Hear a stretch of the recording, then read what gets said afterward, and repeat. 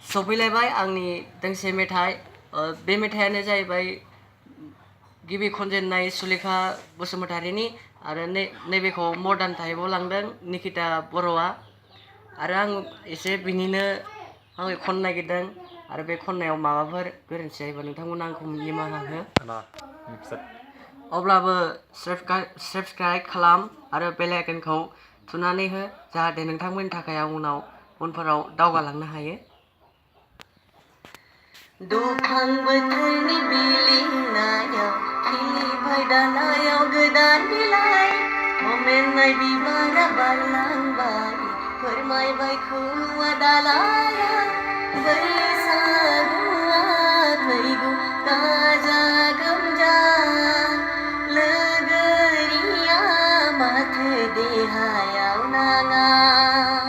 बैसागुआ फैगौ गाजा गोमजा लोगोरिया माथो देहायाव नाङा दुफां बोथोरनि बिलिरनायाव खिलिबाय दालायाव गोदान बिलाइ मोमेननाय बिबारा बारलांबाय फोरमायबाय खौवा दालाया बैसागुआ फैगौ गाजा गोमजा लोगोरिया माथो देहायाव नाङा बैसागुआ फैगौ गाजा गोमजा लोगोरिया माथो देहायाव नाङा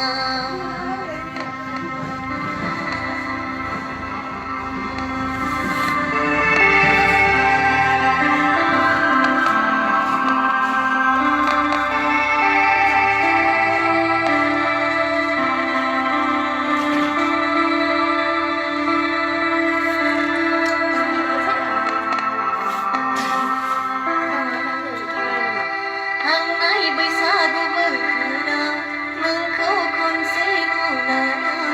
खनले खनले फैयो आंनि गोसोआव मोसागोन सानैजों बैसागुआव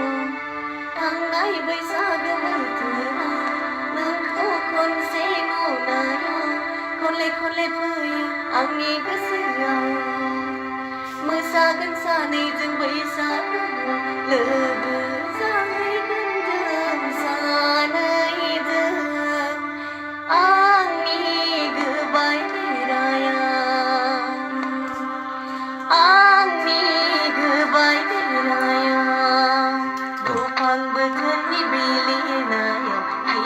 दालायाव गोदान मोमेननाय बिबारा बारलांबाय फोरमायबाय खौवा दालाया बैसागुआ फैगौ गाजा गोमजा